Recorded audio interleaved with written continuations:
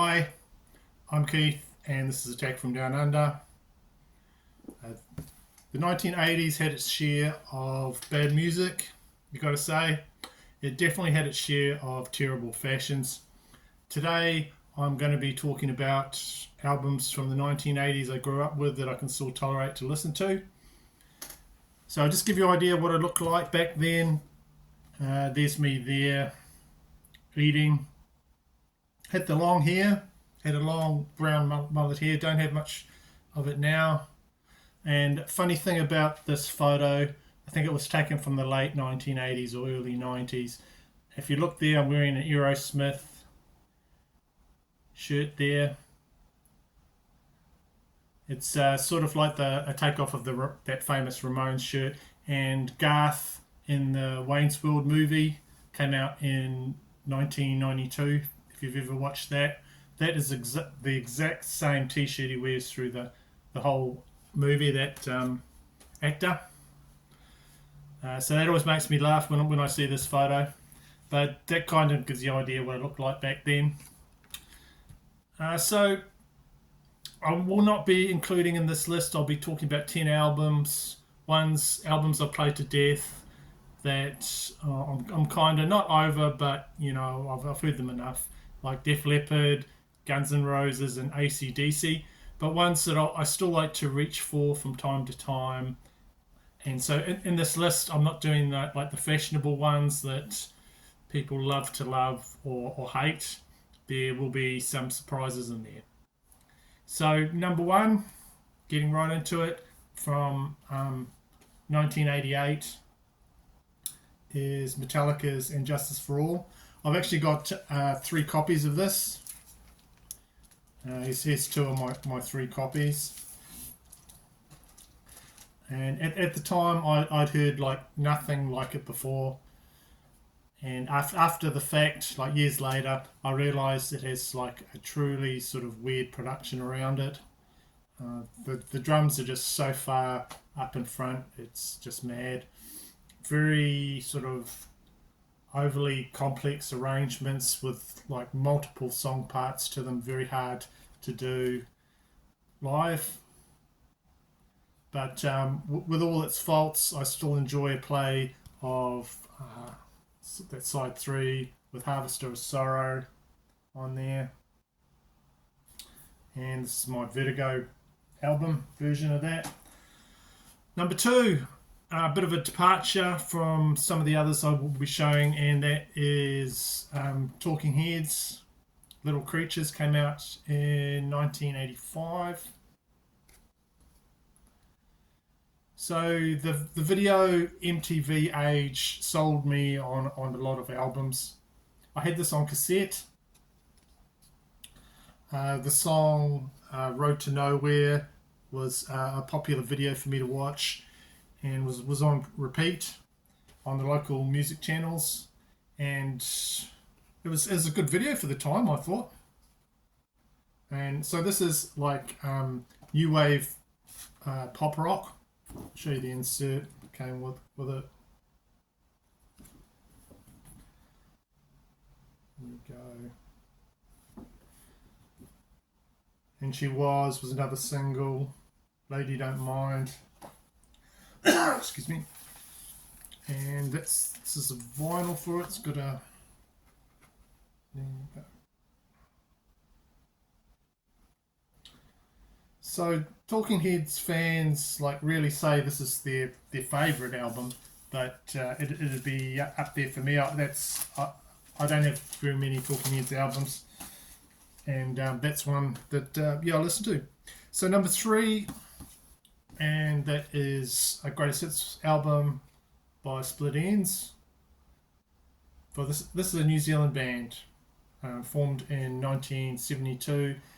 And it's kind of the first New Zealand band to gain some traction outside of this country, become pretty popular and fairly well known. This is a bit of a cheat to include this one, as some of the tracks were recorded before the 80s, but this is a compilation that came out in 1989. Quite rare on vinyl, and I picked it up and played it quite a bit. So high energy, kind of power pop. Uh, One of the songs, I Got You, massive track for them, very popular in 1980 off their True Colours album. So this is a nice little package and just taste of that classic Kiwi band, and it's just got a lot of their singles that made it big here, and some even made it big overseas. And I've even heard 6 Months in a Leaky Boat might have made it over to Canada. People know that song there. And that one is on the classic Australasian label Mushroom.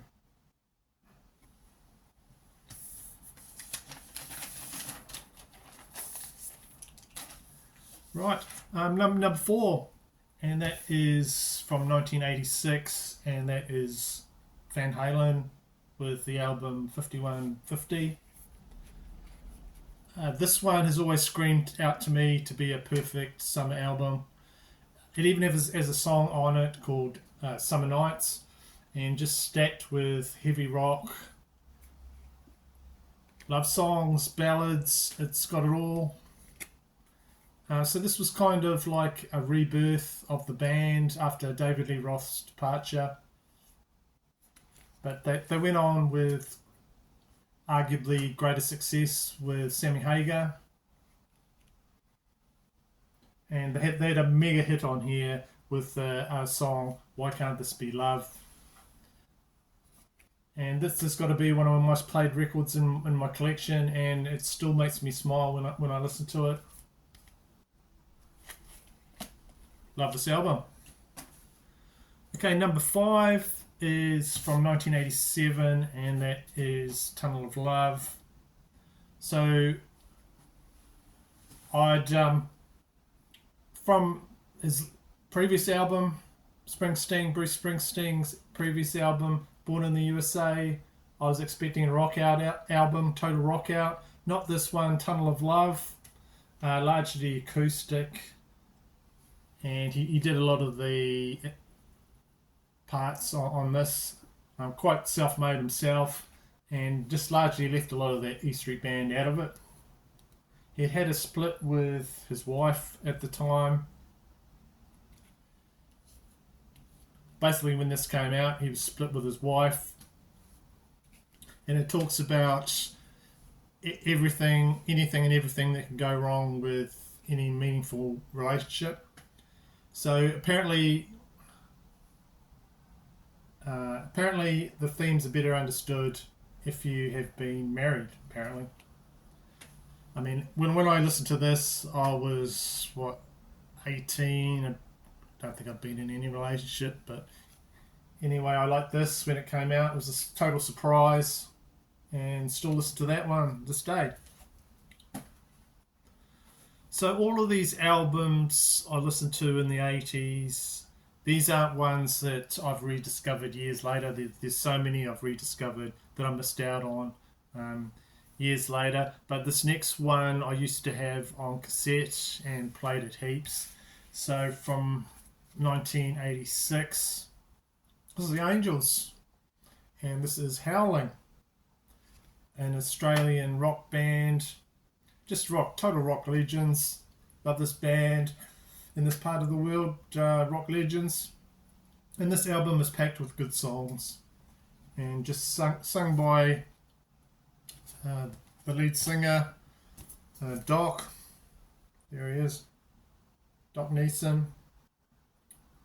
And he's got a really cool, snarling sort of punk style.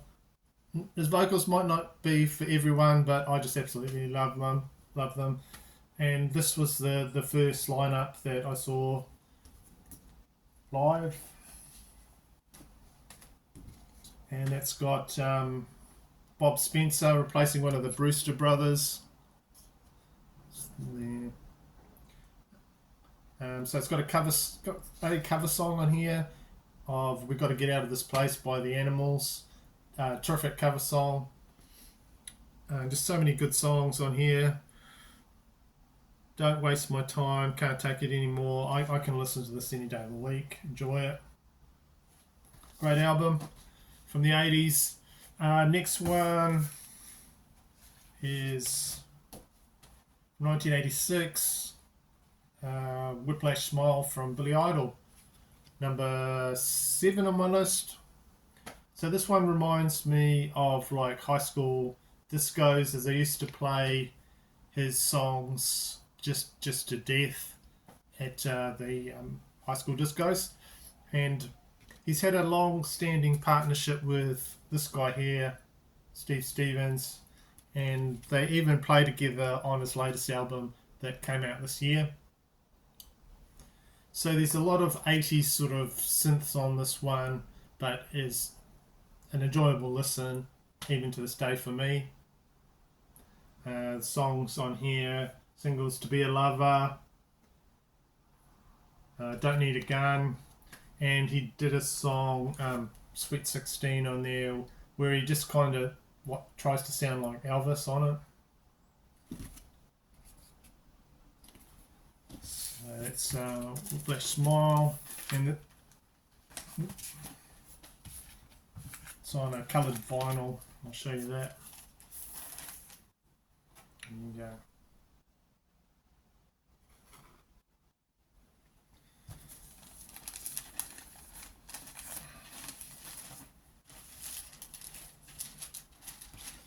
There's the inlay. Okay, number 8, Iron Maiden. Iron Maiden. So they kept their synthesizers from their previous album on this album, Seventh Son of the Seventh Son in 1988.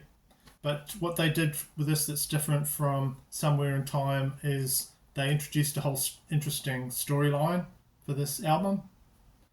I loved this album when it came out, and I still listen to it. This is the direct metal mastering one, which was the one I was trying to get the version of that. It's got the copy I got from overseas. It's got all the inlays in it, which is some pretty cool. Now what I will show you is when it arrived, I was totally gutted. I don't know if this translates very well, but look at that. It's just totally dished out, warped, like that. Okay. Otherwise it's in perfect condition, it's just warped to hell, so I'm looking for another direct metal mastering version of that album to play, but that's alright. But anyway, that album was one that I just multiple times. I'd even have it on cassette, listening to it when I was going to sleep in the 80s. I got it when it came out. And it was a big album for them. It propelled them up the charts, and it even led to like a high profile gig. They got a big gig, I think it was Donington Monsters of Rock Festival, and they played to a massive crowd there on the back of that album. Number 9 we're up to now, nearly done, and that is INXS Kick from 1987. So this is the album where all the band's strengths finally came together in one album. Songwriting, performance, it just all came together. Production, everything on there. So I really enjoyed all the singles from this album, and it just like rocketed the band to massive popularity worldwide. So this album sounds fantastic when you play it. When I put it on, that's one thing I think, man, that sounds good. Not every 80s album sounds good.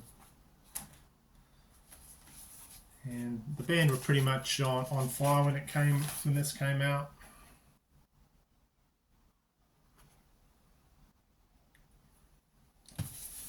So yeah, from the 80s, INXS Kick. Last one, Number 10, Bon Jovi, Slippery When Wet. This is the uncensored cover. This is a one from Holland, the Netherlands. So they did an interesting trick, Bon Jovi, with this album. The band turned heavy metal basically into like a pop genre, pop format. Totally commercial, shamelessly commercial, you got to say. And it was metal that women and men could both love. The ladies love this album as well. Totally fun album from back then, and John can definitely sing. He shouts, but in a sort of high voice for a lot of it. He can shout and get that high notes as well at the same time, which is pretty cool. And the whole band convincingly pulls off a good album, and at the same time they were in spandex. So Ballsy Rockets on here, together with John doing ballads and pretending to be a cowboy on the song Wanted Dead or Alive. You know the songs. I don't have to tell you the songs on here. Multi-platinum album that I'm still not completely, totally sick of, that I grew up with back then. Okay, so that's all the stuff that I've dug up out of my collection from way back then. I hope you enjoyed that and liked what I've shown you. A few surprises there. Thanks for watching, and I will see you in my next video.